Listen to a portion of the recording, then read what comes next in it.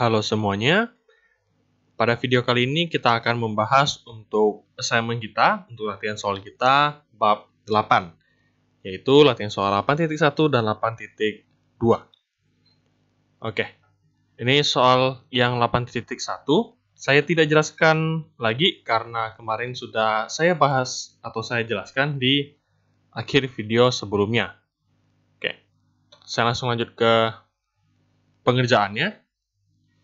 Oke, di sini saya rasa tidak ada yang perlu gimana saya jelaskan.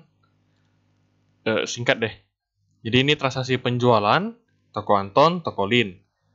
500 juta, 800 juta dengan terminnya sekian-sekian. Berarti tanggal diisi sesuai tanggal di atas. Keterangan ini toko Anton sama toko Lin. Dimasukkan. Nomor faktur tidak dicantumkan, ya udah di strip aja, nggak masalah. Termin 1/10 N per 30. Satunya 2/10 N per 30. Kita masukkan. Reven dikosongin. Oke. Mereka hanya penjualan kredit normal. Jadi jurnalnya adalah piutang dagang pada penjualan. Seperti itu. Berarti keduanya masuk di piutang dagang dan penjualan. 500, 800, 500, 800. Totalnya 1,3 M. Oke, sama. Saya lanjut, ini tidak ada yang perlu dibahas karena ya semuanya simple lah. Isinya juga sama, jurnalnya juga sama. Oke, jurnal pembelian. Baik, satu persatu. Tanggal 1 Maret kita beli barang dagang dari PT Bintang. Berarti 1 Maret isi keterangannya PT Bintang. Mau lebih panjang juga tidak masalah selama tabel yang muat. Terminnya 2/10 N per 30. Ref kosongin. Nah, kita beli apa nih? Kita beli barang dagang 160 juta. Berarti pembelian 160 juta pada utang dagang 160 juta. Lanjut, 15 Maret. Kita isi 15 Maret. Beli peralatan kantor dari toko Alfa. Berarti keterangan kita isi toko Alfa. Terminnya itu 1/10 N per 30. Ref dikosongin. Nah, kita belinya peralatan kantor. Berarti di sini saya ganti jadi peralatan kantor kolomnya. Kalau di contoh soal kemarin, kalau nggak salah saya itu perlengkapan toko ya. Oke, jadi saya ganti jadi peralatan kantor. 90 juta pada utang dagang 90 juta. Lanjut, 16 Maret. Dibeli barang dagang dari toko Murmur 600 juta, termin 5/10 N per 30. Berarti di sini isi 16 Maret, toko Murmur, terminnya 5/10 N per 30, referensinya 0. Kita beli barang dagang, berarti pembelian 600 juta pada utang dagang 600 juta. Oke, ini ditotalin, debitnya juga ditotalin. Totalnya harus balance. Oke, lanjut. Berikutnya penerimaan kas. Satu persatu deh. Tanggal 1, Nona Okto menginvestasikan kas ke dalam perusahaan, berarti setoran modal. Normalnya jurnalnya adalah kas pada modal. Oke, kita tuangkan ke dalam jurnal penerimaan kas. Dari sini 1 Maret, setoran modal Okto, refnya saya kosongin, kasnya bertambah 500 juta pada modal. Nah, karena saya ikut tabel yang di contoh soal sama persis, jadi kalau kasusnya seperti ini atau tabelnya seperti ini, saya masuknya ke lain-lain. Kalian misalnya mau ganti ini jadi modal, nggak masalah. Ya, tidak masalah, tidak ada salahnya juga.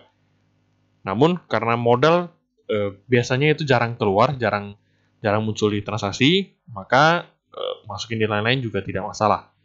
Karena yang namanya setoran modal ya biasanya cuma pada awal berdirinya perusahaan, seperti itu. Lanjut, diterima pelunasan dari toko Anton atas penjualan tanggal 2 Maret. Oke, berarti kita masukin tanggalnya dulu. Ini 11 Maret, pelunasan toko Anton, refnya kosong.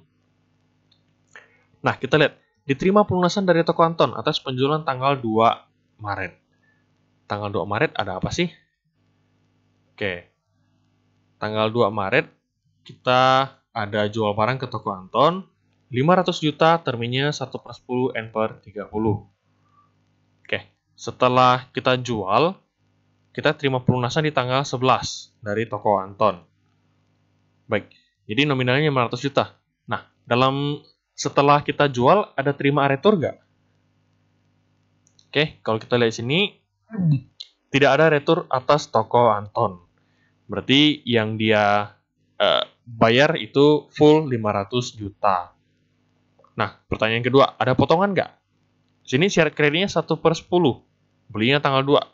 Jualnya tanggal 2. Kita terima pelunasan tanggal 11.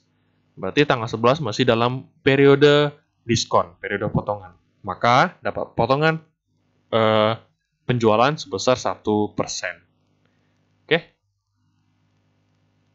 Berarti piutang dagangnya berkurang 500 juta. Nah, dia dapat potongan 1%. Berarti potongan penjualan diisi dengan 5 juta. Hitungannya di bawah sini sudah saya cantumkan. Berarti sisa kas yang kita terima adalah 495 juta. 500 juta dikurangi 5 juta. Kita diskon 5 juta. Berarti hanya terima 495. Lanjut, tanggal 15 Maret diterima pelunasan dari Tokolin atas penjualan tanggal 4 Maret. Oke, kita lihat lagi soalnya.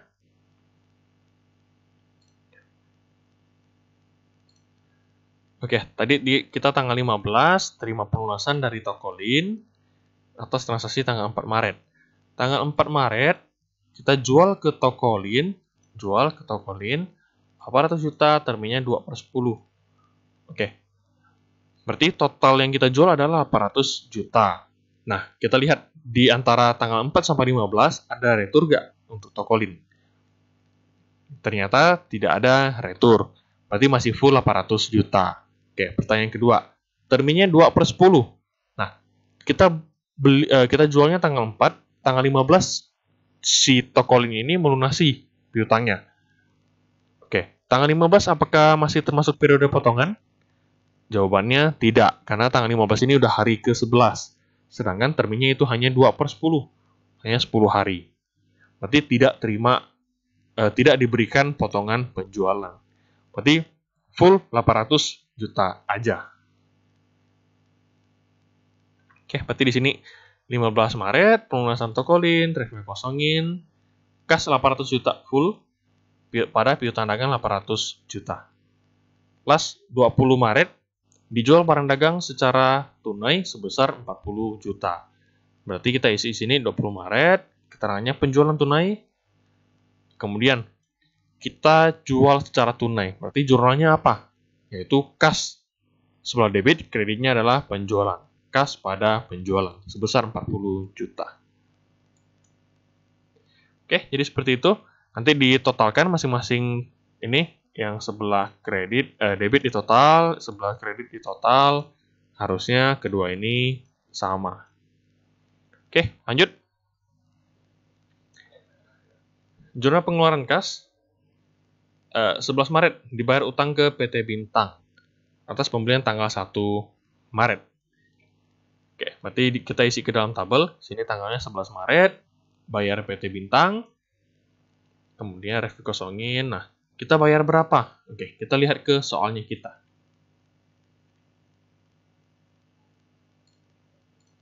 Oke, tadi soal kita itu yang tanggal 11, bayar utang ke PT Bintang, pembelian 1 Maret. Oke, 1 Maret, ada nggak kita beli sama PT Bintang? Oh, ada nih ternyata nih. Tanggal 1. Kita beli, nominalnya 160 juta, terminnya sekian. Oke. Setelah dari tanggal 1 sampai tanggal 11, apakah ada retur untuk PT Bintang? Oh, ternyata ada nih tanggal 6.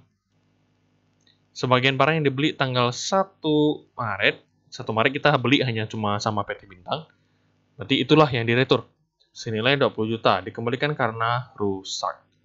Berarti yang kita beli dari PT Bintang itu 160 juta, kita retur 20 juta. Berarti sisa 140 juta doang dong yang kita beli sama PT Bintang. Oke, kita lunasi utang kita di tanggal 11.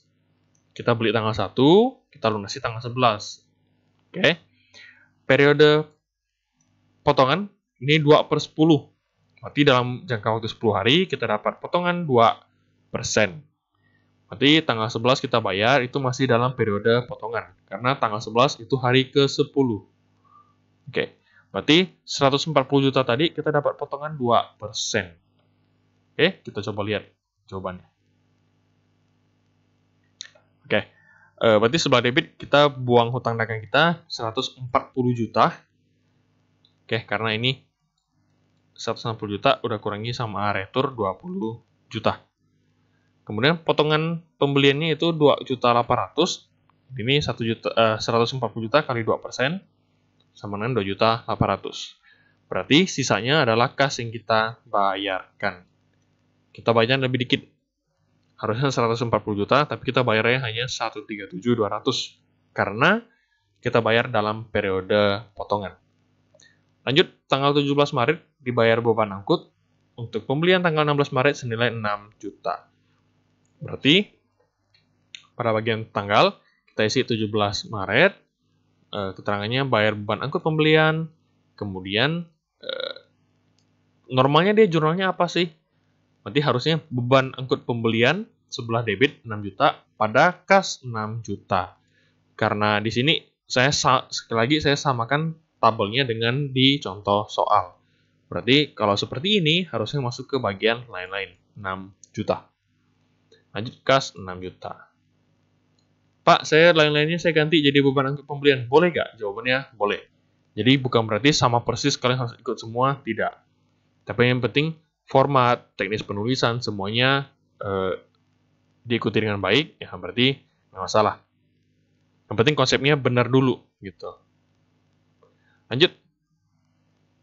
26 Maret bayar utang ke toko Murmur atas pembelian tanggal 16 Maret. Oke, kita lihat di soal. Tanggal 26 bayar utang ke toko Murmur, pembelian 16 Maret. 16 Maret, pembelian dari toko Murmur, 600 juta, terminnya sekian. Baik, jadi setelah kita beli, kita cek dulu ada retur nggak? Ternyata tidak ada. Lanjut. Kemudian, masih dalam periode potongan nggak? Jadi ini 5/10. Jawabannya adalah masih. Jadi tanggal 26 ini masih hari ke-10. Berarti masih dapat potongan 5%. Berarti 600 juta kalikan 5%.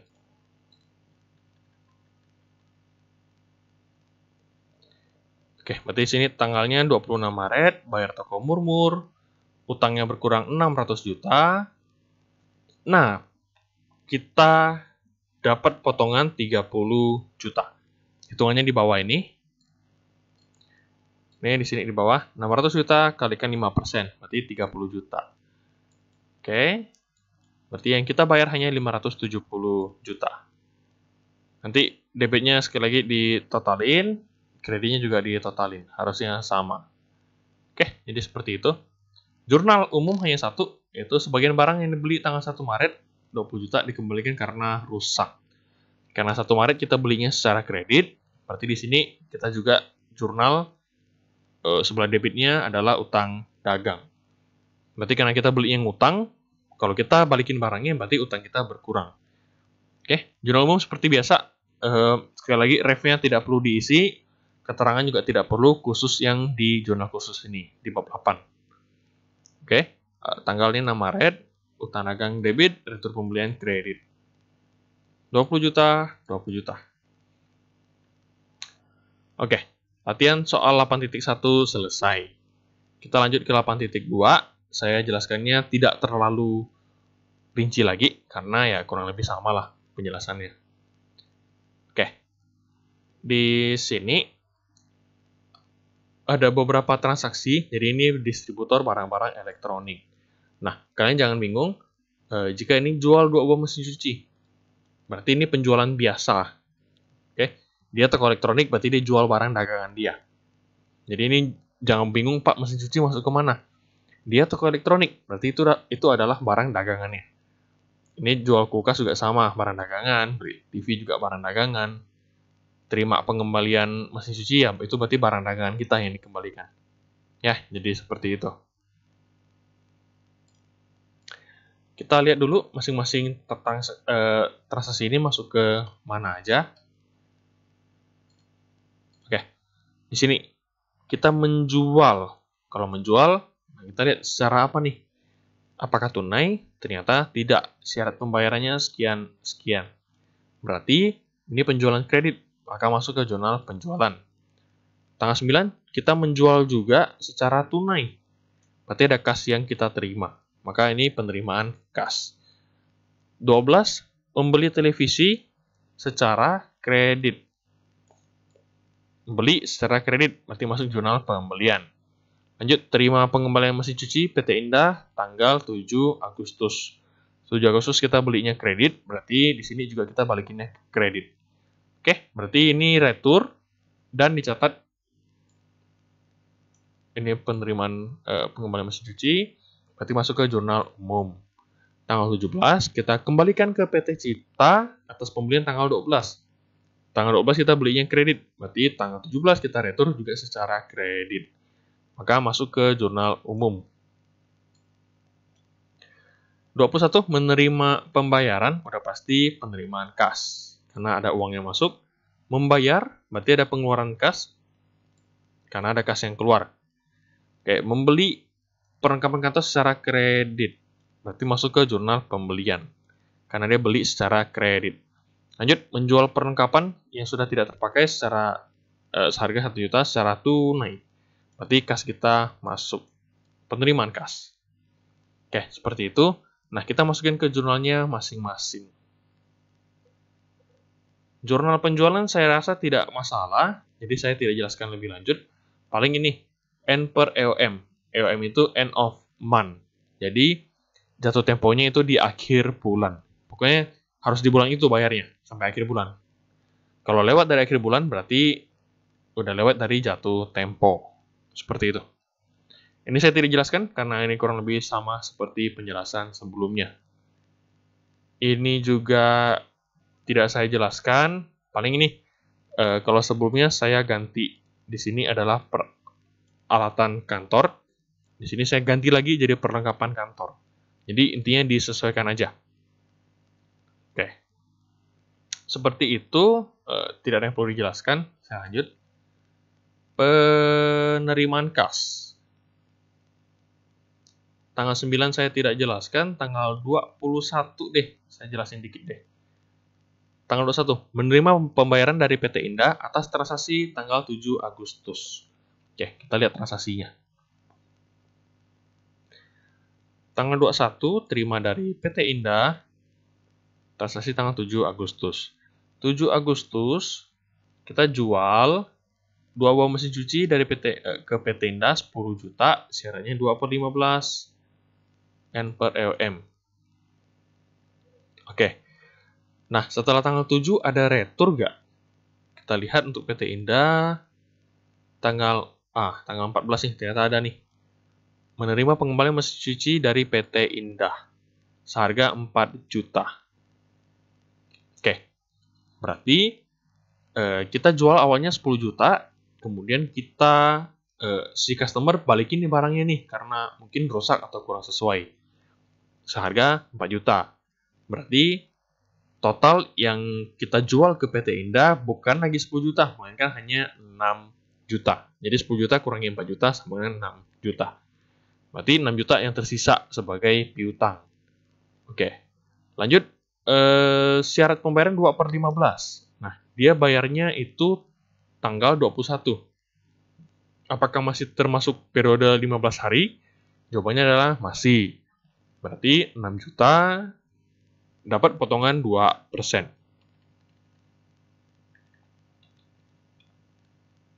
Oke. Berarti di sini pelunasan tanggal 21 Agustus, pelunasan PT Indah. Nah, total piutangnya tadi 6 juta karena ada retur 4 juta.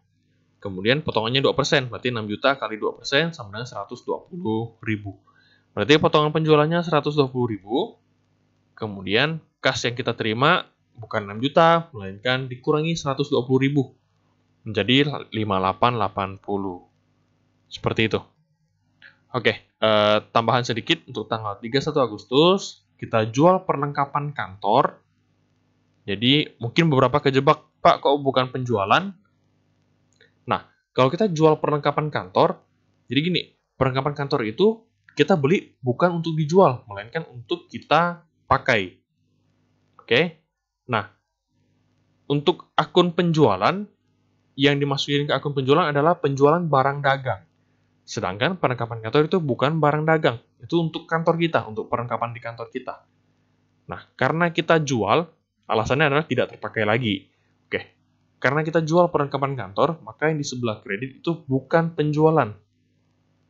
Oke, jadi akunnya apa? Jadi akunnya adalah perlengkapan kantor. Simpelnya, jurnalnya adalah kas pada perlengkapan kantor, 1 juta. Jadi perlengkapan kantor kita berkurang, seperti itu. Oke, maka di sini kasnya 1 juta sebelah debit. Nah, kreditnya harusnya di sini adalah perlengkapan kantor. Cuman sekali lagi saya ikut format yang di contoh soal. Jadi di sini adanya lain-lain. Maka saya masukin di bagian lain-lain 1 juta.